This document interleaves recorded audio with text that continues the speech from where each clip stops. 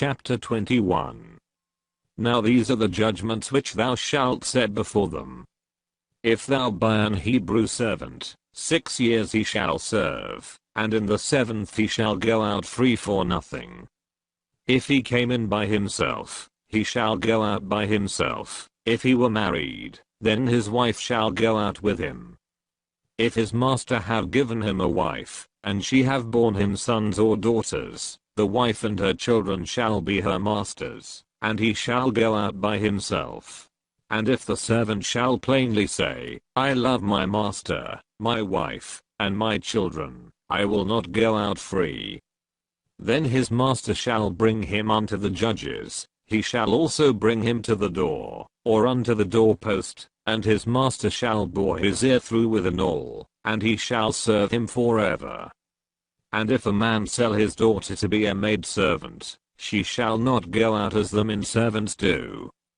If she please not her master, who hath betrothed her to himself, then shall he let her be redeemed to sell her unto a strange nation. He shall have no power, seeing he hath dealt deceitfully with her. And if he have betrothed her unto his son, he shall deal with her after the manner of daughters. If he take him another wife, her food, her raiment, and her duty of marriage, shall he not diminish? And if he do not these 3 unto her, then shall she go out free without money. He that smitteth a man, so that he die, shall be surely put to death. And if a man lie not in wait, but God deliver him into his hand, then I will appoint thee a place whither he shall flee.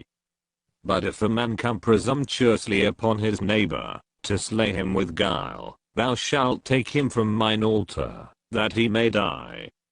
And he that smitteth his father, or his mother, shall be surely put to death. And he that stealeth a man, and selleth him, or if he be found in his hand, he shall surely be put to death. And he that curseth his father, or his mother, shall surely be put to death.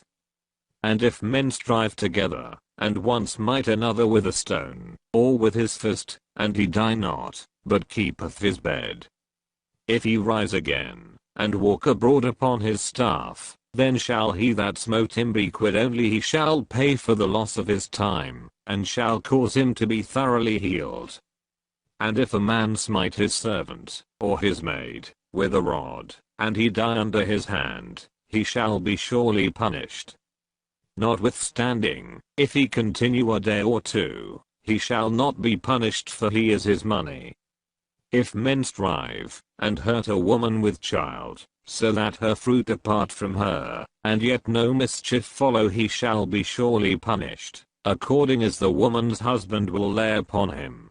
And he shall pay as the judges determine. And if any mischief follow, then thou shalt give life for life, eye for eye, tooth for tooth, hand for hand, foot for foot, burning for burning, wound for wound, stripe for stripe. And if a man smite the eye of his servant, or the eye of his maid, that it perish, he shall let him go free for his eye's sake. And if he smite out his manservant's tooth, or his maidservant's tooth, he shall let him go free for his tooth's sake.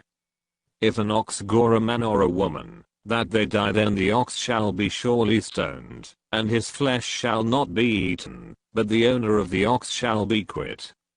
But if the ox were wont to push with his horn in time past, and it hath been testified to his owner, and he hath not kept him in, but that he hath killed a man or a woman, the ox shall be stoned, and his owner also shall be put to death. If there be laid on him a sum of money, then he shall give for the ransom of his life whatsoever is laid upon him.